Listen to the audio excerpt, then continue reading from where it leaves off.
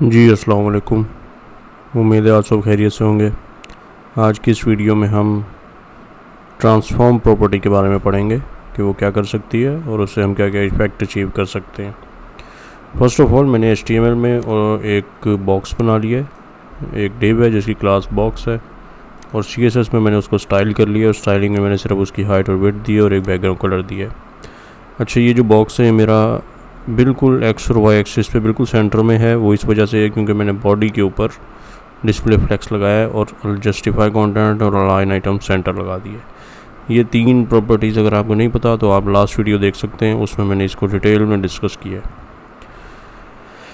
अच्छा जी, अब मैं ये चाहता हूँ कि यहाँ पे कुछ एक ट्रांसफॉर्म की हम प्रॉपर्टी पढ़ें। तो ट्रांसफॉर्म की जो प्रॉपर्टी है उसमें कुछ 4-5 वैल्यूज़ आ सकती हैं।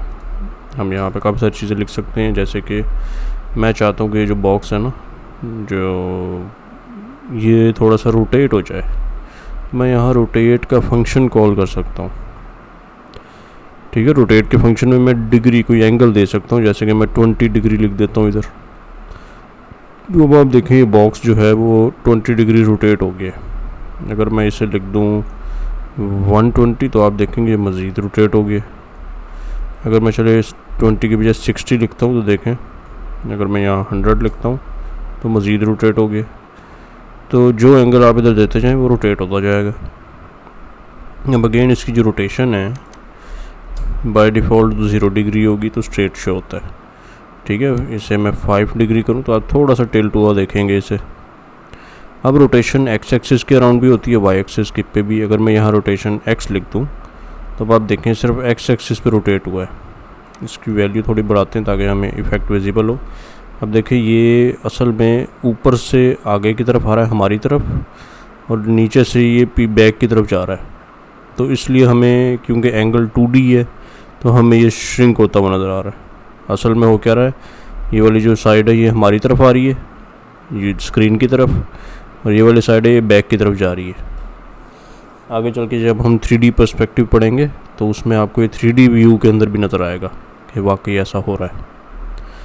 अच्छा, इसी तरीके से हम रोटेशन वाई के एक्सिस की भी कंट्रोल कर सकते हैं। अब आप देखें ये इस एंगल पे शॉर्ट हो गया, असल में शॉर्ट नहीं हुआ, ये वाली साइड बैक की तरफ जा रही है, ये वाली साइड फ्रंट की तरफ आ रही है, तो ऐसा लग रहा है ये शॉर्ट हो गया, इसकी विड्थ कम हो गई है। ठीक है, तो अगर कुछ भी नहीं देंगे तो आप यहाँ पे जो एंगल लिखेंगे उस डायरेक्शन में रोटेट हो जाएगा। तो ट्रांसफॉर्म के अंदर पहला फंक्शन जो हम लगा सकते हैं वो है रोटेट। अगर मैं ट्रांसफॉर्म ही दोबारा लिखूँ और यहाँ पे मैं एक और फंक्शन का इस्तेमाल करूँ जो कहलाता है स्केल।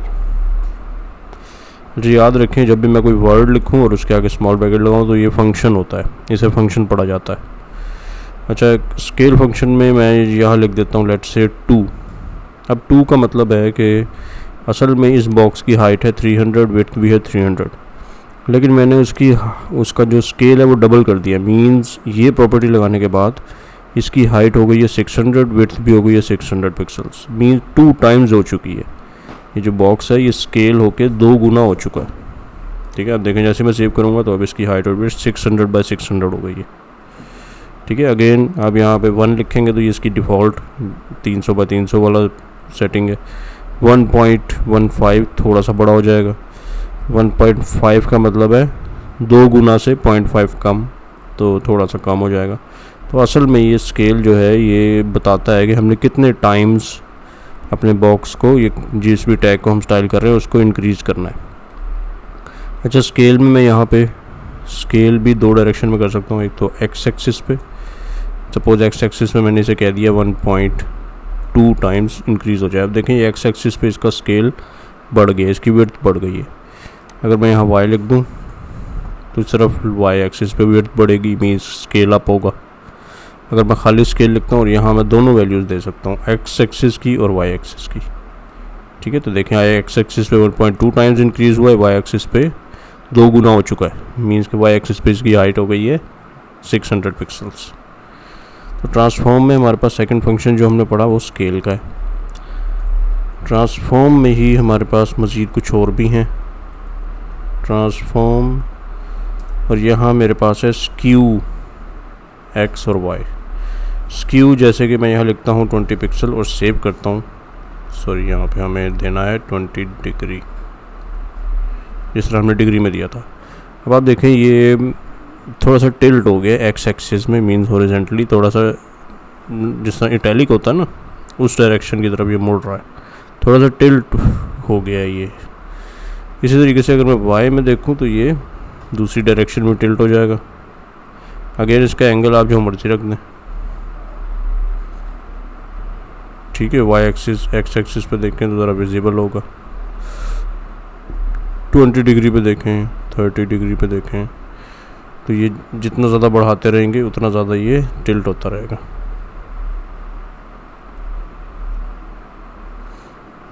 ठीक है जी, तो हमारे पास स्क्यू एक फंक्शन होता है, और अगेन यहाँ पे खाली स्क्यू लिखें तो आप एक्स और वाई एक्सिस की अलग अलग वैल्यूज़ भी कोमा डाल के यहाँ पे हम दे सकते हैं।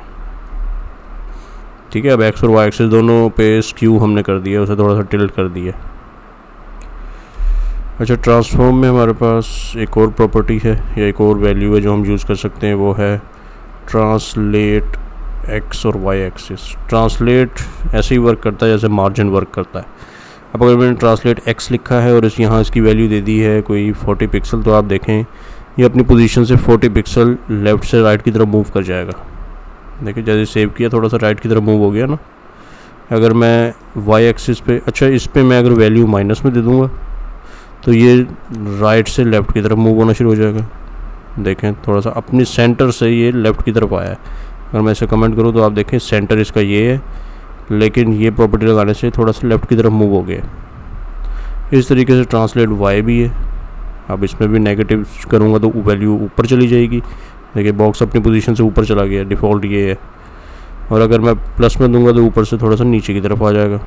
तो ये बिल्कुल मार्जिन की तरह वर्क करता है, लेकिन आपके पास ये भी एक ऑप्शन है। अगेन ट्रांसलेट लिखेंगे तो एक्स और वाई एक्सिस दोनों का एक साथ भी आप दे सकते हैं। ये सारी आपके पास प्रॉपर्टीज़ होती हैं ट्रांसफॉर्म के, मतलब ये 4 होती हैं। ट्रांसफॉर्म में आप ये चारों एक साथ भी यूज़ कर सकते हैं। जैसे कि मैं चाहता हूँ ये जो बॉक्स है मेरा, ये पहले रोटेट भी हो 10 डिग्री और स्पेस डाल के लिख दें, ये स्केल भी होना चाहिए थोड़ा सा, जैसे कि 1.2 टाइम्स। फिर कोमा डाल के मैं कहता हूँ ये थोड़ा सा स्क्यू एक्स भी हो कोई 10 डिग्री। ठीक है, ये सारा कुछ जैसे ही मैं सेव करूँगा तो सब प्रॉपर्टीज़ इसके ऊपर अप्लाई हो चुकी हैं। ठीक हो गया। अच्छा, अब जैसे मैंने इसे ट्रांसफॉर्म किया है और मैंने यहाँ रोटेट लगाया है, तो आप देखें इसे मैंने सपोज़ 10 डिग्री रोटेट किया। अभी जो इसकी रोटेशन हो रही है इसका ओरिजिन है बिल्कुल सेंटर, कि रोटेशन स्टार्ट होगी बिल्कुल सेंटर से। इसका मैं ओरिजिन चेंज कर सकता हूँ ट्रांसफॉर्म ओरिजिन की प्रॉपर्टी से। मैं कहता हूँ टॉप लेफ़्ट से ट्रांजिशन स्टार्ट होने चाहिए, सॉरी ट्रांसफॉर्म ओरिजिन। अब देखें जैसे मैं सेव करूँगा तो अब ये जो इसकी रोटेशन हुई है ना, वो यहाँ से स्टार्ट हुई है। यहाँ से इसको एंगल मिलना स्टार्ट हुआ है 10 डिग्री का।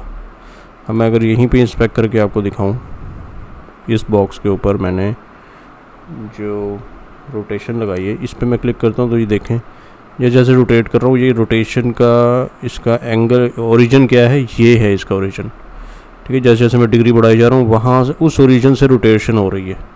जबकि अगर मैं ये ना लगाऊँ, ओरिजिन ना लगाऊँ, तो आप नोट करेंगे जब मैं इसे रोटेट करूँगा, सॉरी बॉक्स को सेलेक्ट करें, रोटेट करें, तो ये बिल्कुल सेंटर से रोटेट हो रहा है, क्योंकि इसका ओरिजिन क्या है, सेंटर। तो हम ओरिजिन चेंज कर सकते हैं। ठीक है, तो मैंने ट्रांसफॉर्म ओरिजिन के ट्रांसफॉर्मेशन की ओरिजिन क्या होनी चाहिए, और ये रोटेशन नहीं, ये सब में यूज़ हो सकता है। मीन्स के जब मैं एक दफ़ा ये लगा दूंगा तो चाहे स्केल अप होगा तो स्केल अप भी टॉप लेफ़्ट से होगा, इसकी ट्रांसलेट एक्स या ट्रांसलेट वाई होगा वो भी टॉप लेफ़्ट से होगा। अगर मैंने यहाँ टॉप लेफ़्ट लिखा है, मैं top right bottom right way भी लिख सकता हूँ। बाय डिफ़ॉल्ट वैल्यू होती है सेंटर सेंटर,